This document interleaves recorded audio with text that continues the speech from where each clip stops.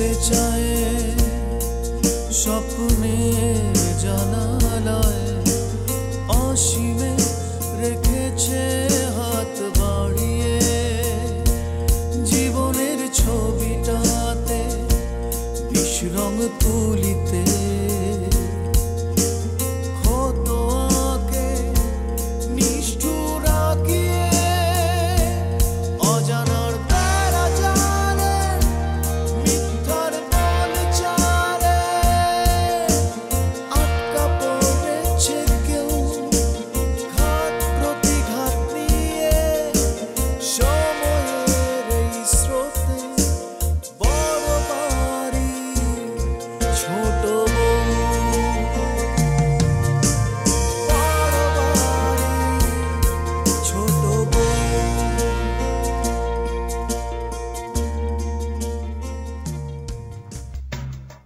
দেখো ভাইয়া, আমি কিন্তু আর সহ্য করতে পারছি না। আমি কিন্তু যে কোনো দিন অঘটন ঘটিয়ে ফেলবো। স্যার আমি কাজ শুরু করে দিয়েছি স্যার। দলিলি প্রমাণ ছাড়া আপনি একজন লোককে ফাঁসাবেন কিভাবে?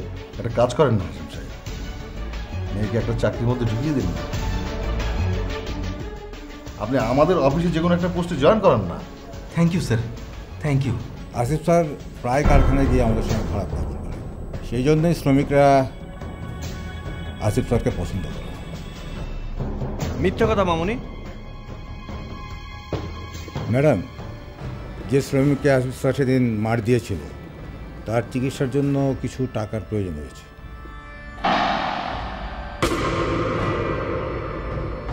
ও হ্যাঁ ম্যানেজার সাহেব, আপনি একটু দেখবেন কত টাকা লাগবে চিকিৎসার জন্য, এবং ও যাতে সুস্থ হয়ে ওঠে তার জন্য কতদিনের ছুটি বরাদ্দ করা যায় সেটাও দেখবেন। ঠিক আছে?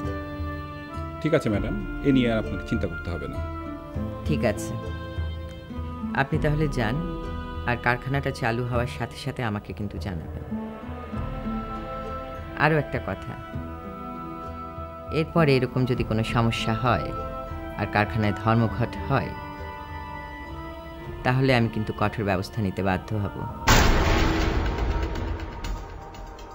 আশা করি আপনি বুঝতে পেরেছেন। জি ম্যাডাম, এরকম আর হবে না। এখন থেকে কোনো সমস্যা হলে আপনারা ম্যানেজারকে জানাবেন, ম্যানেজার সাহেব আমাকে জানাবেন। আর আমার কথা তো অবশ্যই একটু শুনতেই হবে, মেনে চলতেই হবে।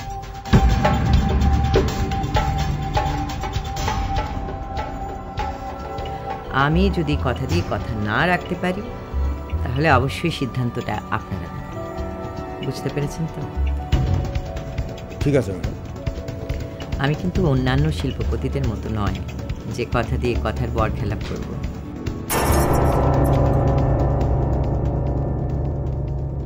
এমনকি কোনো দিন ঘটেছে যে আপনাদের বেতন বকেয়া রয়ে গেছে? না ম্যাডাম, কোনো দিন না। কোনো দিন আপনাদের বোনাস বা ইনক্রিমেন্ট আটকে রেখেছি, এমন কি হয়েছে? না ম্যাডাম, ঘটেনি। সেই জন্য তো ম্যাডাম আপনার কারখানাতে কোনো সমস্যা নেই, আমরাও ভালো আছি, কারখানার উৎপাদনও ভালো হচ্ছে। সেটাই যেন থাকে।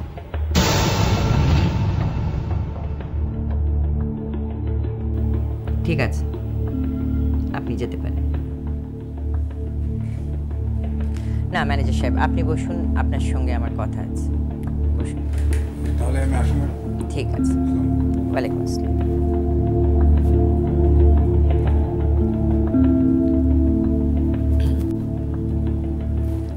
ম্যানেজার সাহেব, আপনি কারখানায় গিয়ে সব শ্রমিক নেতাদের নাম, পদবি, ঠিকানা আমাকে ইমেল করবেন।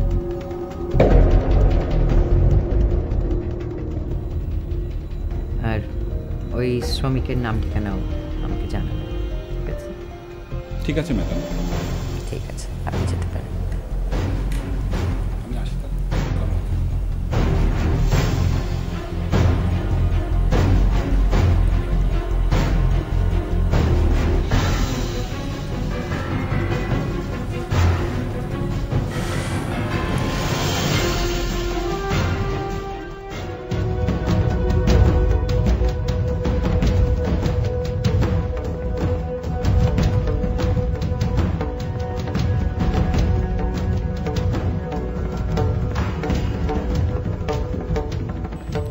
তুমি নিশ্চয়ই বুঝতে পারছো যে তোমাকে আর আলাদাভাবে কিছু বলার নেই।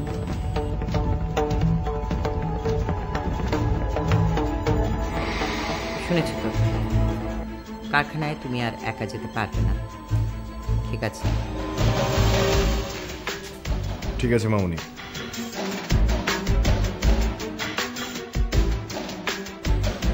এখন থেকে তুমি সবসময় আমার সঙ্গে থাকবে, যেমন এহসান থাকে। আমরা দুজনে একসাথে থেকে কি করব? সেটা তোমাকে ভাবতে হবে না, আমি ভাববো, ঠিক আছে?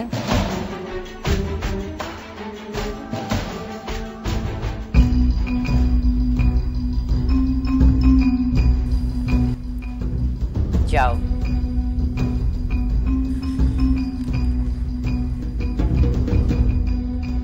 কি বলে ভাবি, আমি কি যাব?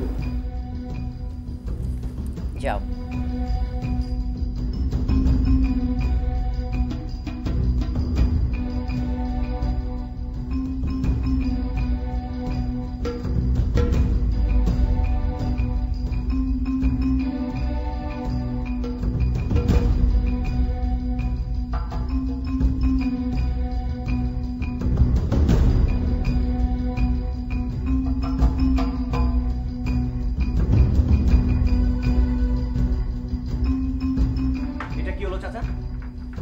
আমাকে কেন সবসময় মামুনির সাথে সাথে থাকতে হবে? ভালোই হলো, আমার প্রেশার কিছুটা কমে গেল। তুই থাকা মানেই তো আমি ফ্রি। কিন্তু আমি তো বুঝতে পারছি না, মামুনি যা ইচ্ছা তাই বলছে, যা ইচ্ছা তাই করছে। আমার মনে হয় ভাবি ডিসিশনটা ভালো নিয়েছে। তুই কারখানার দায়িত্বে থাকা মানে কি বলে, তুই অফিসের মূল ব্যবসায়িক বিষয়গুলো বুঝে উঠতে পারছিস না। এখন তুই পারবি? কি হবে এসব বুঝে?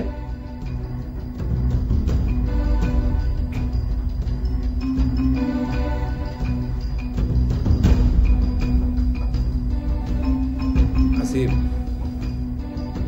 এগুলো বোঝার দরকার আছে। তুই ভাবির সাথে সাথে ভাবির কাজগুলো ভালোভাবে বুঝে নে।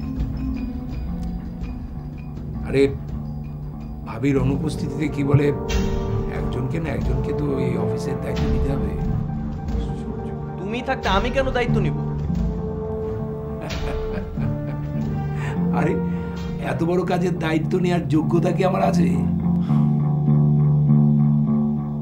তুমি যদি যোগ্য না হও তাহলে আমি যোগ্য?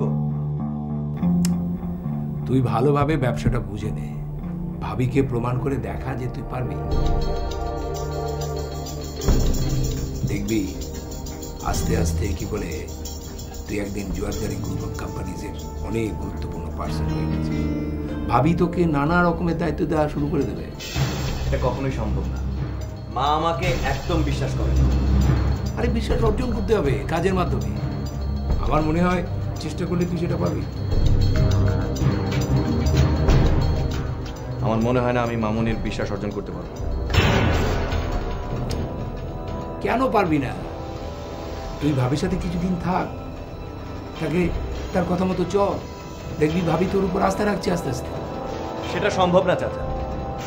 যে মা ছেলের চাইতে ছেলের ডিভোর্সি বউকে বেশি ভালোবাসে, সে মা কখনো আমাকে বিশ্বাস করবে না।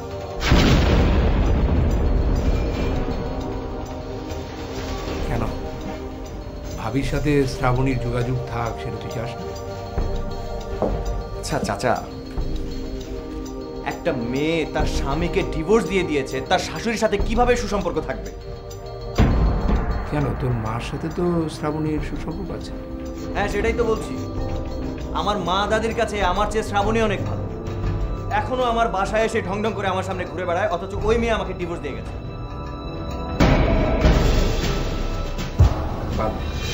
শোন, আমার মনে হয় তুই ভাবির আস্থা বাজানোর চেষ্টা কর। কি বলে, পুরনো সবকিছু ভুলে ভুলতে পারবো বলে মনে হয় না। দেখি, তুমি যেহেতু বললে চেষ্টা করে দেখব।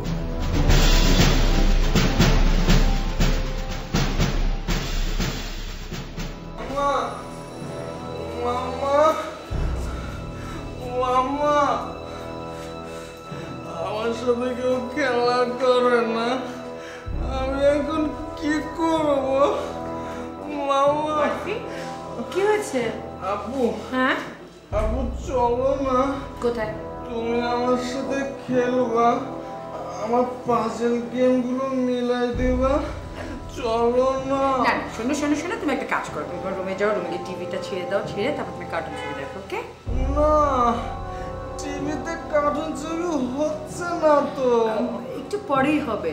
মারফি, একটু পরে শুরু হয়ে যাবে। না, তুমি চলো, তুমি আমার সাথে খেলবা। আচ্ছা দেখো দেখো কি আসছে, দেখো দেখো দেখো দেখো কি আসছে, দেখো না দেখো না কি আসছে। ভাবি, ভাবি, তুমি চলো না। আমার সাথে না কেউ খেলতে চায় না, তুমি আমার সাথে খেলবা। তুমি আমার সাথে খেলতে চাও? চলো, তোমার সাথে খেল। শোনো মারফি, আমার তো কিছু কাজ আছে, কাজ করে নি তারপর খেলবো। আচ্ছা? না, তোমার কোনো কাজ করা লাগবে না তো, তুমি আমার সাথে খেলবা। মারফি প্লিজ, আমি তোমাকে বলেছি আমার কাজ আছে, কাজ করে নি তারপর খেলবো। ওকে? না, তুমি আমার সাথে খেলবা। তুমি আমার সাথে খেলবা না, আমি দাদিকে বলে দেব। মারফি শোনো শোনো শোনো, তুমি দাদির ঘরে যাও, দাদির সাথে খেলো, ঠিক আছে? বাই। দাদির সাথে খেলবো? দাদি, দাদি।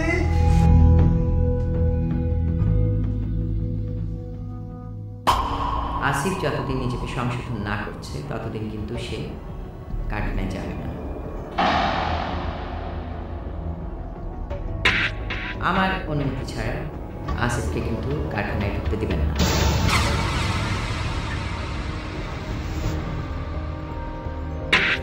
প্রবেশ নিষেধ।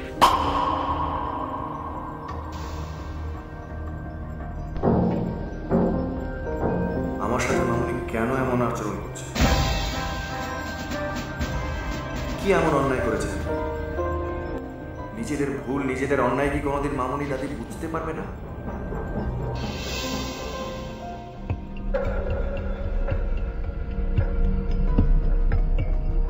শ্রাবণীকে এখনো মামনি আর দাদি কিভাবে চোরদের বাড়িতে ঢুকতে দেয়?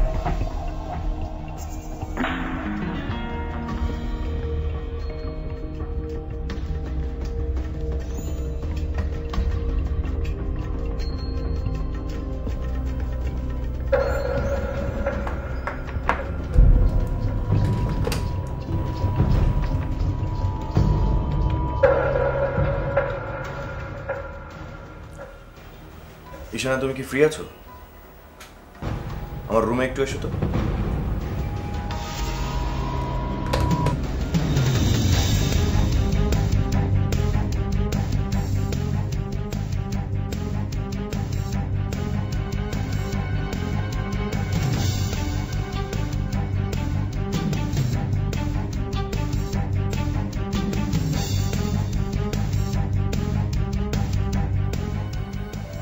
Yes boss.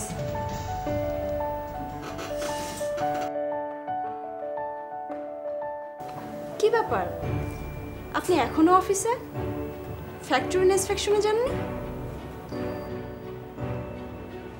না, ফ্যাক্টরি ইন্সপেকশনে যাওয়া নিষেধ। হোয়াই? আমি নাকি ফ্যাক্টরিতে গিয়ে ঝামেলা তৈরি করি, তাই চেয়ারম্যান ম্যাডাম আমাকে নিষেধ করে দিয়েছে।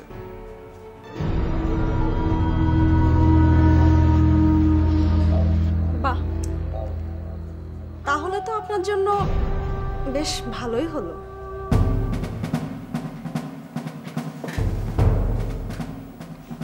কেন বলো তো?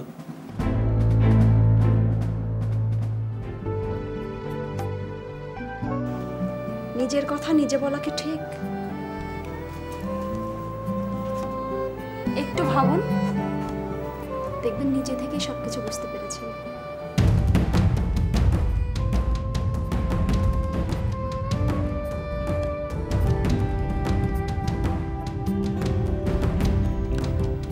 না, আমি কিছু ভাবতে পারছি না, তুমি বলো।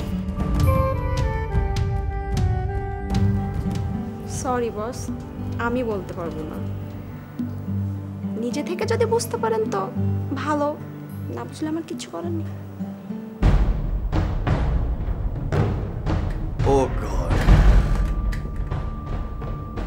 এতক্ষণে বুঝতে পেরেছি।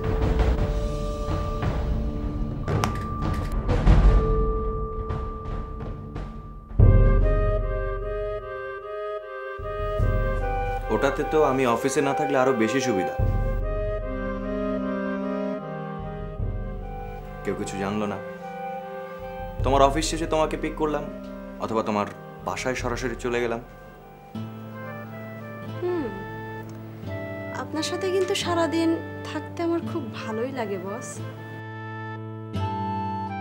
আচ্ছা, তুমি সারাক্ষণ বস বস কেন বলছো, আর আপনি করে বলছো কেন? বারে, আপনিই তো বলেছেন অফিসে আপনি আমার বস, সো বস বলতে হবে না?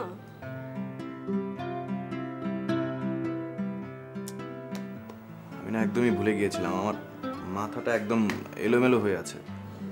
আপনি সব সময় তো এলোমেলো থাকেন। তুমিও এইভাবে বলছো? সত্যি কথা বলাই উচিত। আপনি আবার মাইন্ড করেননি তো? না, মাইন্ড করিনি।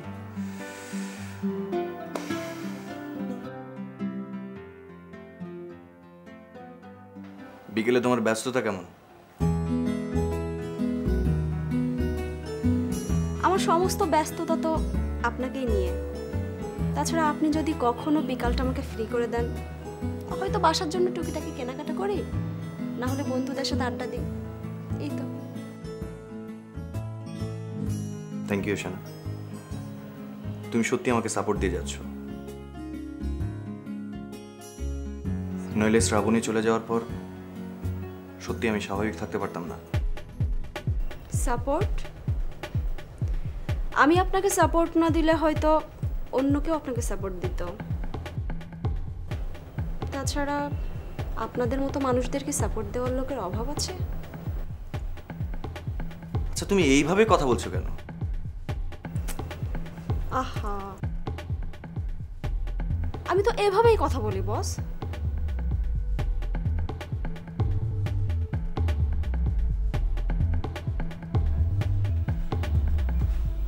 তুমি তো এইভাবেই কথা বলো, আর এই জন্যই তোমাকে আমার অনেক বেশি পছন্দ। মিনমিন করা মেয়ে আমি একদম অপছন্দ করি। কিন্তু আমি যতদূর জানি শ্রাবণী তো মিনমিন করে কথা বলতো না, তাহলে ওর সাথে আপনার ডিভোর্স কেন হলো? শ্রাবণীর কথা বাদ দাও, ওর কথা শুনলে আমার মেজাজ খারাপ হয়ে যায়। ওকে ওকে ওকে, শ্রাবণী বাদ। এখন বলেন আমি আপনার জন্য কি করতে পারি? তুমি বিকেলে রেডি থেকো, রাতে ডিনার করে তারপরে বাসায় ফিরবো। ওকে? ডিনার কোথায় করবেন? যেখানে তোমার পছন্দ। ওকে, আজকে আমি রেডিসনে যেতে চাই। ওখানকার রুমগুলো অনেক ভালো, তাছাড়া আমার বাসার কাছাকাছি। ঠিক আছে, তাই হবে। আমি তাহলে আসি বস।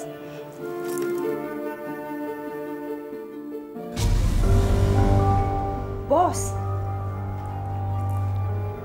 তোমার সাথে এতক্ষণ কথা বলে খুব ফ্রেশ লাগছে। থ্যাঙ্কস।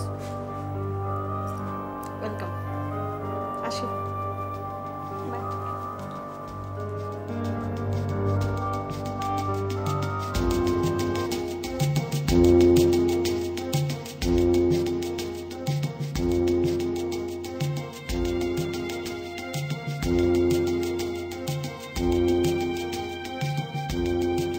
সবসময় তোমার এরকম নিষ্পৃহতা আমার ভালো লাগে না।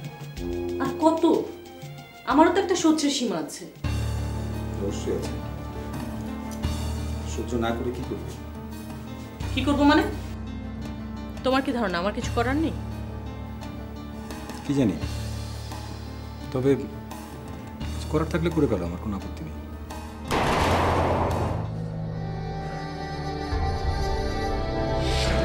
অত অত ভাবাভাবির কি আছে? তোমার অফিসে চাকরি জয়েন করবে, তোমার সাথে যাবে, তোমার সাথে ফিরে আসবে। মমতা, তুমি কেন ডিসিশন দিচ্ছ? ওর যেটা ভালো লাগে সেটাই করবে। তোর টয়লেট করাবো, এখানে এখানে প্যান্ট গোল স্যার, গোল স্যার,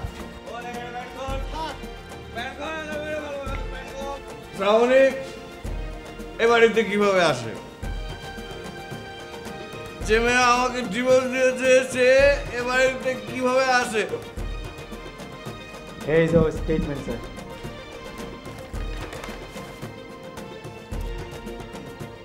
একেবারে অডিট ফার্মের সিগনেচারও কালেকশন করে ফেলেছো? স্যার এসব কাজ পাকাপাকি না করলে তো আপনি আমি দুজনেই ফেসে যাবো স্যার। যা করছি একদম পাকাপাকি ভাবে করছি। ভালো ভালো, ঠিক আছে, আপনি জানাবেন সব।